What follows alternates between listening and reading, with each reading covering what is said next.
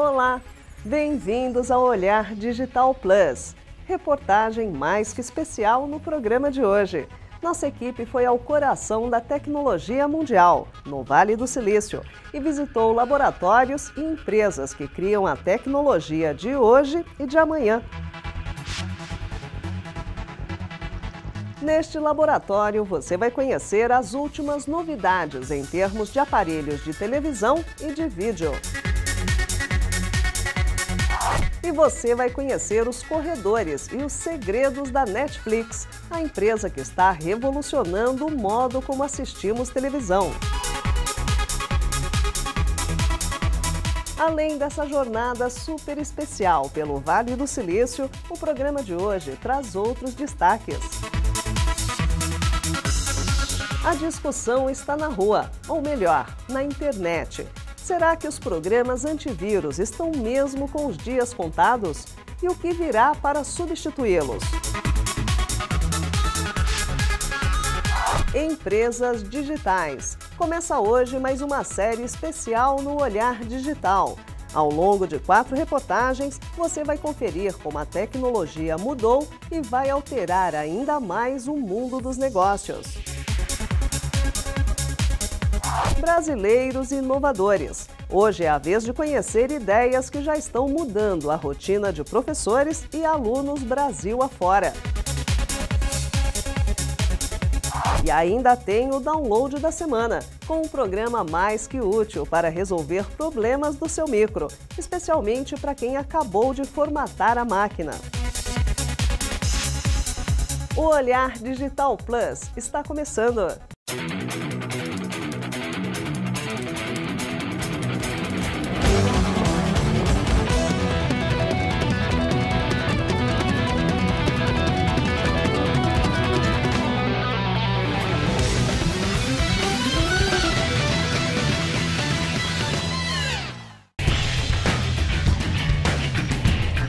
Empresas digitais. Oferecimento GVT Empresas. Soluções em TI e telecom para o seu negócio.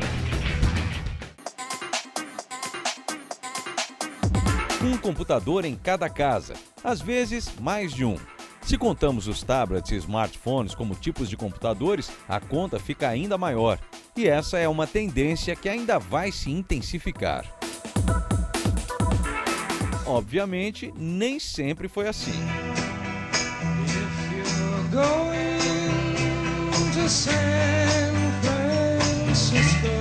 Essa ideia de um computador por pessoa nasceu dentro das empresas muito antes de migrar para nossas casas.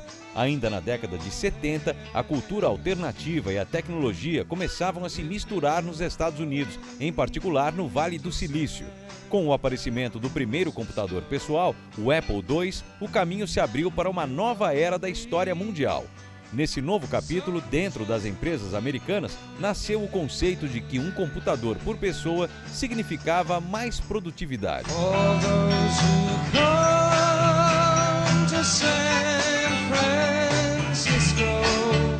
Isso acelerou muito vários processos, quer dizer, coisas que eram armazenadas em fichas passaram a ser armazenadas em bancos de dados, planilhas, toda a suite Office da Microsoft é um grande exemplo de várias coisas que passaram a ser automatizadas.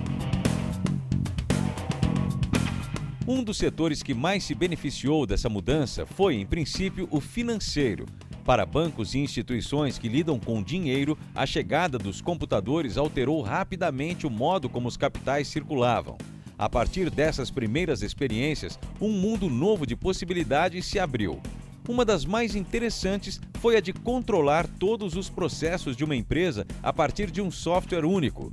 Ou seja, os computadores deixaram de ser uma ferramenta na ponta para se tornarem parte da própria administração dos negócios.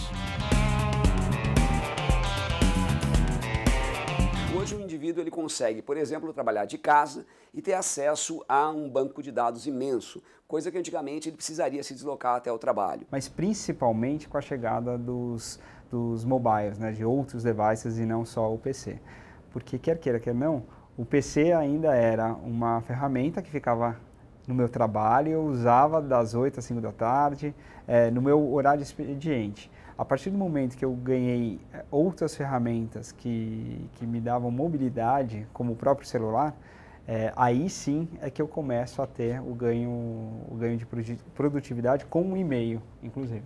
Eu poder responder, por exemplo, um e-mail às 10 horas da noite. Nos últimos anos, a digitalização das empresas levou a ganhos inéditos de eficiência e produtividade, especialmente no primeiro mundo. A revolução digital mudou o modo como vivemos.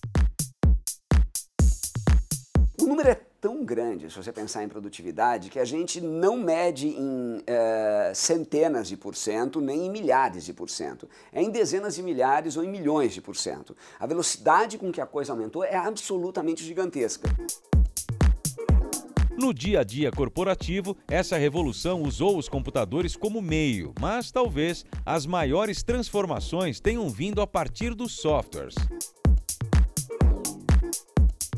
Hoje, quando eu faço um planejamento produtivo, eu estou envolvendo a minha área de vendas, eu estou envolvendo a minha área de compras, eu estou envolvendo a minha área de estoques, no sentido, se planejem de acordo com essa produção que eu quero atingir. E, além disso, eu tenho um impacto financeiro em tudo isso. O resultado desse trabalho eu consigo entregar de forma automatizada para a minha área de contas a receber, contas a pagar, contábil e fiscal, que é o nosso grande vilão no Brasil. No próximo capítulo do especial Empresas Digitais, você vai entender em detalhes os conceitos e a maneira como alguns desses softwares funcionam. Aguarde!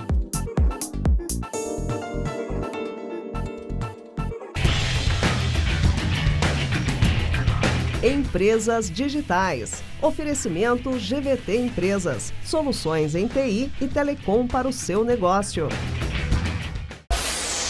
Mais um brasileiro inovador que entrou para o seleto grupo de indicados pelo MIT. O trabalho de Eduardo Bontempo já tem reflexos concretos na vida de milhares de professores e estudantes brasileiros. Formado em administração de empresas, depois de trabalhar em bancos e no mercado financeiro, ele abandonou os estudos no Instituto de Tecnologia de Massachusetts para se dedicar à educação. Em pouquíssimas palavras, foi assim, apostando no que realmente acredita, que Eduardo Bontempo se consagrou mais um brasileiro vencedor da primeira edição do Prêmio Inovadores com menos de 35 anos da revista Technology Review, do próprio MIT. Hoje eu tenho o próprio MIT reconhecendo isso, que o trabalho está sendo feito da forma correta. Ele largou o MIT para criar a Geek Lab, uma plataforma de ensino adaptativo que já foi utilizada por 2,5 milhões de alunos de mais de 17 mil escolas no Brasil. A ideia veio da constatação de que duas pessoas não aprendem necessariamente da mesma forma nem no mesmo ritmo. Mas até hoje, o modelo educacional padrão é assim, a mesma aula para 100, 200 alunos. Para este inovador brasileiro, é ilusão querer que todos absorvam e aprendam igualmente.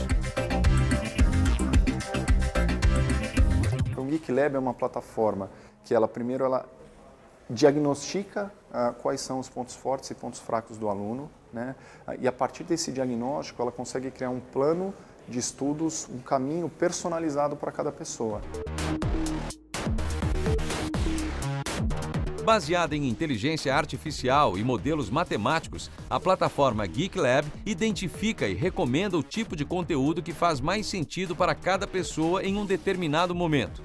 Aulas em vários formatos, exercícios e tutoriais. É como se cada aluno tivesse um professor particular, né, que entende o que ele sabe, o que ele precisa aprender naquele momento e qual que é o estilo dele de aprendizagem. Então, na verdade, ao invés de ter um professor particular por aluno, o que a gente faz é desenvolver tecnologia de inteligência de máquina, inteligência artificial, que consegue gerar essa personalização e essas recomendações para os alunos. A empresa que ele fundou em 2011 também desenvolveu uma ferramenta de diagnóstico, uma avaliação que pode ser usada para ver o desempenho dos alunos em diferentes estágios da vida: ensino fundamental, ensino superior, testes de idiomas, entre outros. Segundo ele, esse tipo de tecnologia aplicada na plataforma faz muito sentido, independente do setor ou conteúdo. A plataforma é 100% online e, de acordo com seus criadores, os alunos que usam a Geek Lab têm rendimento entre 25% e 30% superior ao desempenho daqueles que não a usaram.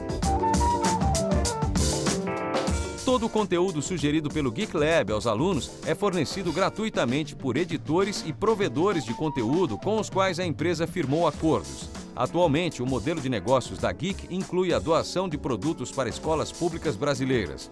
O próximo passo é exportar mais uma tecnologia totalmente brasileira. O que a gente está fazendo tem um impacto enorme em muitos outros países que têm um problema de educação muito similar ao Brasil, né? E a gente criou a Geek com brasileiros, né?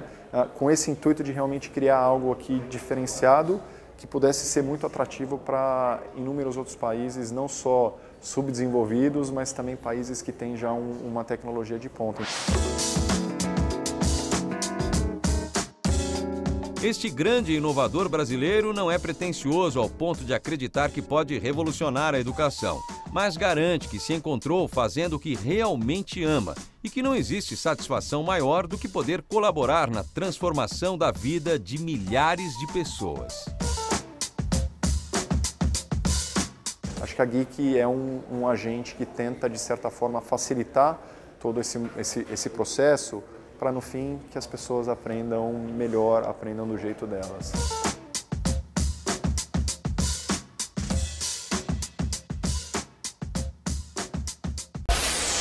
Daqui a pouco você é nosso convidado para uma viagem ao Vale do Silício, o coração da tecnologia. Aqui você vai conhecer detalhes da tecnologia que move televisores de hoje e de amanhã. E ainda vai conhecer de perto a operação de um dos maiores serviços de streaming de vídeo do planeta, a Netflix. O Olhar Digital Plus volta já.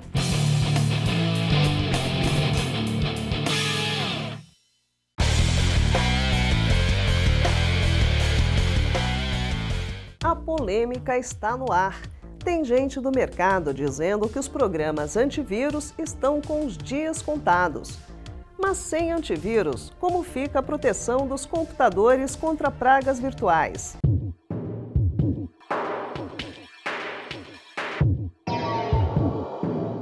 Dificilmente alguém arriscaria conectar um computador na internet sem antes instalar um antivírus na máquina. O software de segurança é, até hoje, o responsável por verificar comportamentos suspeitos e bloquear arquivos maliciosos já conhecidos dentro do ambiente computacional. Ainda assim, há quem acredite que a tecnologia está com os dias contados. Em uma recente entrevista ao Wall Street Journal, Brian Dye, presidente sênior da Symantec, chegou a dizer que o antivírus está morto. Será? Nós achamos a declaração um pouco exagerada e fomos conversar com outros especialistas em segurança para saber se eles compartilhavam da mesma opinião. A vida imita muito a tecnologia. Se nós falarmos, por exemplo, que existe uma bactéria hoje, que algum antibiótico não é capaz de vencer, ou seja, se criou bactérias resistentes, não quer dizer que o antibiótico não serve mais para nada. E o antivírus é muito parecido, ou seja, obviamente existem outros tipos de ameaça, mas o antivírus é um software de proteção necessário, principalmente porque o usuário não vê o que está acontecendo na máquina e o antivírus vê muitas vezes. Daquele vetor de malwares, né, de prevenção contra malwares, certamente ele ainda tem o espaço dele e eu acho que vai realmente ter por um bom tempo.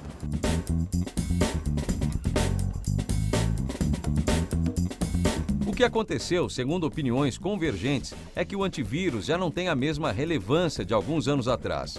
A internet mudou bastante e atualmente é um ambiente muito mais perigoso e complexo. O cenário ele mudou muito, né? Então não adianta eu pegar uma ferramenta antiga para tentar combater um problema novo. Os ataques modernos não têm mais tanto interesse em infectar uma rede ou uma estação de trabalho. Os cybercriminosos estão cada vez mais interessados em roubar credenciais e invadir grandes corporações. E para proteger dessas ameaças mais complexas, o antivírus realmente precisa de aliados. soluções complementares como firewall, anti-spam ou que, por exemplo, garantam o controle de atualização dos softwares e a criptografia de arquivos importantes, a chamada suíte de segurança. A suíte de segurança ela é um complemento à solução anti-malware, antivírus. Não quer dizer porque você tem antivírus na sua máquina que você pode sair clicando onde você quiser com qualquer ameaça que o antivírus vai ser responsável em barrar toda a ameaça constante.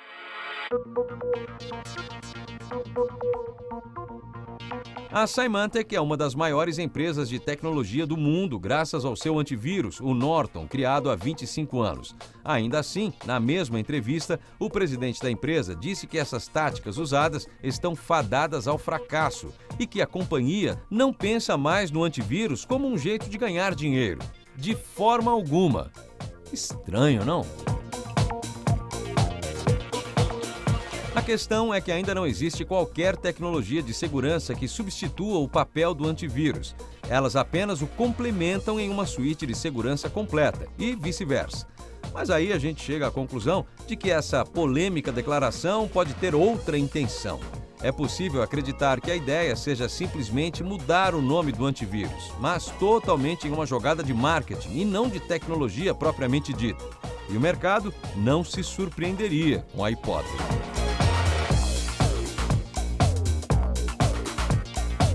O que provavelmente vai acontecer é o seguinte, existe a estratégia de marketing aí pelo menos aqueles caras que estão no quadrante mágico lá de combate a malware, e esses caras devem ter a estratégia de, poxa, eu vou matar o antivírus, eu vou criar um novo produto. Só que o conceito, a ideia por trás, ela acaba caindo naquilo que a gente conhece do antivírus. A tecnologia mesmo. Só que ela vai evoluir, de repente ela vai fazer um pouco mais.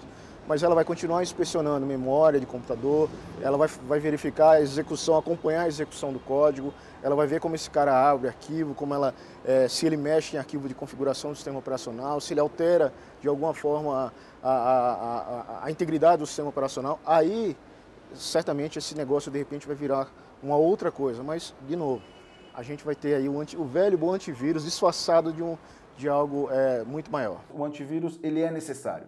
Ele pode ser até um mal necessário, mas ele é necessário.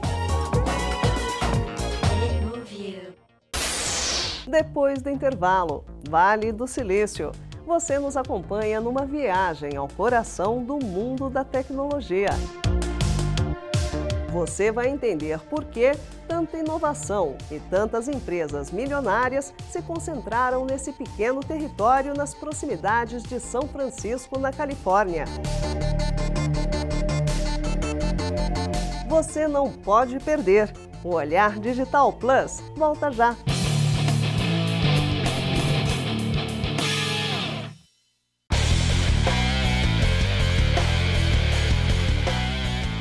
Você talvez já tenha enfrentado a situação. A placa de áudio não funciona.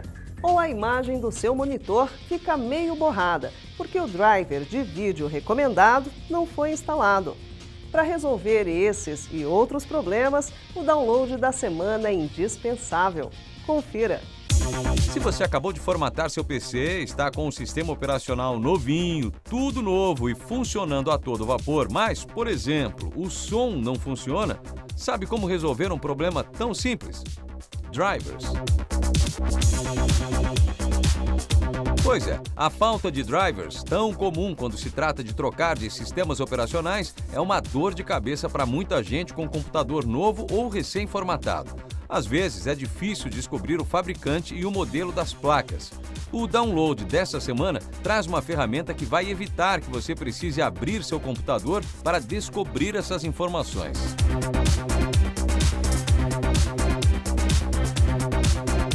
Com o SPECE, mesmo com um sistema operacional recém-formatado, é possível descobrir o modelo de cada placa simplesmente perguntando ao software, que consegue descobrir qual o nome do modelo e fabricante de cada pecinha de seu PC para que você consiga procurar o driver na internet. Provavelmente você vai usar pouco esse programa, a não ser que cuide do computador de outras pessoas. Mas vale a pena ter à mão, hein? O SPECE é gratuito e tem versão apenas para o Windows. Para baixar, basta acessar a área de downloads do olhardigital.com.br. Ferramentas úteis nunca são demais, né? Aproveite!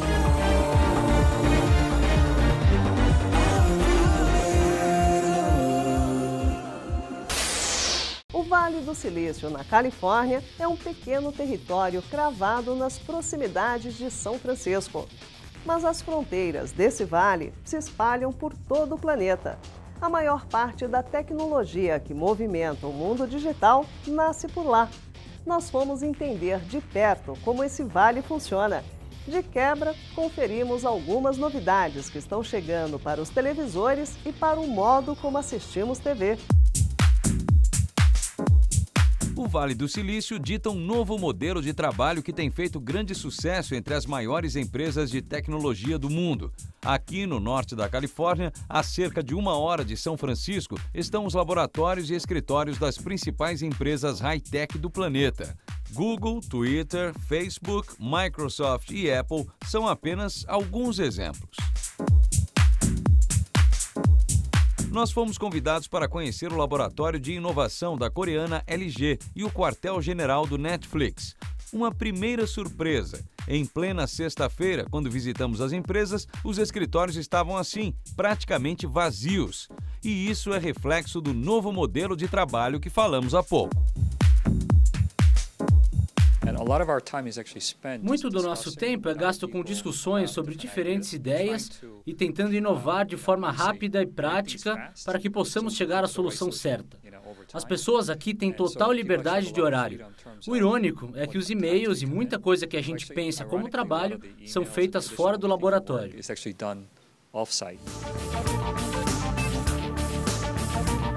Aqui no Vale do Silício é assim. A maioria das empresas é extremamente exigente com seus funcionários, mas a exemplo do Netflix e da LG, os deixa livres para fazerem o que têm que fazer, como e onde acharem melhor.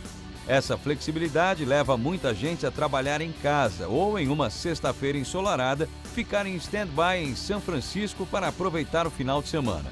A ideia é que o funcionário se sinta confortável e com liberdade para decidir o que é melhor para o seu dia a dia.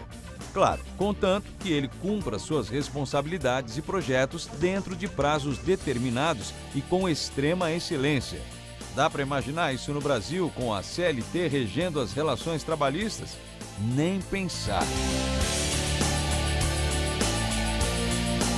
Na LG ficam todos no mesmo prédio e trabalham de forma integrada. Por todos os lados, as paredes são enormes quadros de avisos onde quem quiser anota ideias para novos projetos. Nosso ambiente é totalmente colaborativo e aberto. A gerência de produtos trabalha em parceria com o pessoal do design, da criação e da engenharia. Temos times multidisciplinares que entregam sempre o que nossos clientes desejam. De laboratórios colaborativos como este, saem os produtos tecnológicos que nos surpreendem a cada novo lançamento. O mais interessante é que a estratégia vai muito além da tecnologia pura. Nós temos muitas perspectivas e amamos tecnologia, mas no final das contas percebemos que a tecnologia é apenas uma ferramenta, não nosso objetivo final. Fazemos muitos protótipos e rapidamente saímos do conceito para algo que podemos demonstrar e testar no usuário. Nessa sala, eles convidam algumas pessoas para testarem seus protótipos e observam suas reações ao usar o produto. É como uma sala vigiada por 3 câmeras que cobrem todo o ambiente. Segundo eles, o mais valioso é notar quando as pessoas se frustram e identificar um problema. Para eles, os problemas são ótimos motores de inovação. Existem 2 maneiras de criar produtos. A maior parte da indústria simplesmente pega toda a tecnologia que conhece e tenta colocar em um único produto, seja um smartphone, uma TV. O que a gente faz aqui é bem diferente. Primeiro, a gente descobre quais são os problemas dos consumidores e, em seguida, tentamos solucionar. É tudo muito objetivo, mas acabamos criando produtos simples, sem todas as funções disponíveis, mas somente com aquelas que os consumidores querem e faz diferença para eles. Os jovens inovadores e criativos prometem muito mais novidades saindo daqui do Vale do Silício nos próximos anos. Aliás, recentemente saiu daqui um novo sistema operacional para Smart TVs completamente diferente do que já existe no mercado. Baseada toda em web, a plataforma promete transformar a experiência do usuário frente a televisores inteligentes conectados. Uma das principais diferenças é o menu na parte inferior da tela, que permite que o usuário mude de conteúdo sem precisar sair da tela que está assistindo. A principal diferença é que nós tornamos a TV simples novamente. A televisão se tornou muito complexa com o passar dos anos. O grande número de canais, todo o conteúdo online sob demanda e ainda o sistema operacional complicado. Ficou tudo muito complexo. Então, a gente decidiu voltar para o básico e reconstruir tudo do zero. Reconstruir um sistema operacional somente para TVs. Segundo os criadores da nova plataforma, foram muitos anos de pesquisa, desenvolvimento e testes para criar um sistema operacional leve e rápido. O que chama a atenção, além da praticidade, é a rapidez na troca entre TV, conteúdo online e mídias externas. A velocidade se aproxima bastante da nossa experiência de zapear os canais, o que faz muita diferença. Empresas como Google, Facebook e LinkedIn tentam importar esse formato de trabalho do Vale do Silício. Em alguns pontos até é possível, mas em outros nem tanto. Aqui a burocracia e as leis trabalhistas dificultam um pouco adotar essa mudança. Se você quiser conhecer um pouco mais sobre esses escritórios aqui no Brasil, acesse olhardigital.com.br e confira o que já publicamos.